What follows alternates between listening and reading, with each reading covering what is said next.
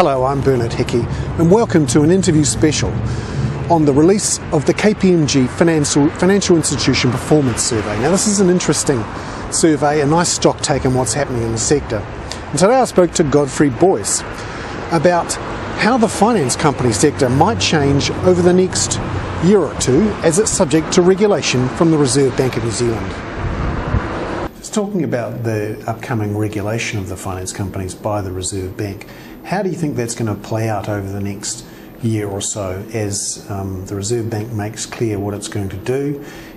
Will we see a consolidation of the sector or some form of shake-up before it all comes into being, or what would you expect? I guess we've been looking for consolidation to happen, but to be honest, at the moment there's still big differences in view in terms of value between vendors and buyers. So transactions that could have happened haven't happened, and some of those are public and some aren't, but the reality is consolidation isn't happening at the moment.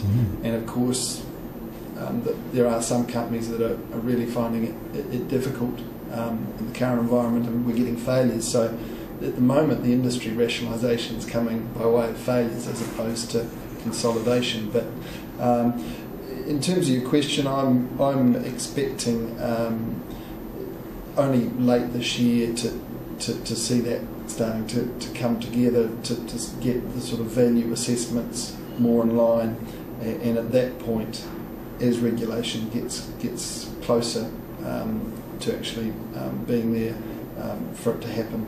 What we are seeing is that the companies that have in some ways bitten the bullet and got international credit ratings are starting to get some dividends from having done so.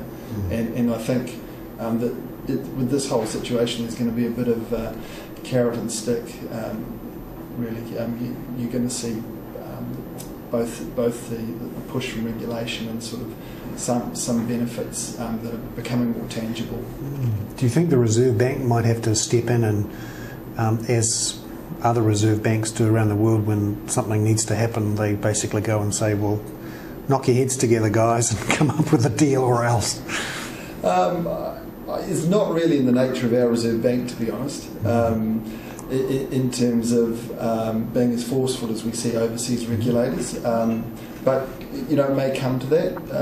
I think at the moment we're still in this somewhat strange situation where everybody's clearly very concerned about the industry, but in terms of the Reserve Bank, it's not clear that they still see it yet as systemically important, and so there's still this sort of dilemma about how forceful they're going to be, albeit that there's a new regime.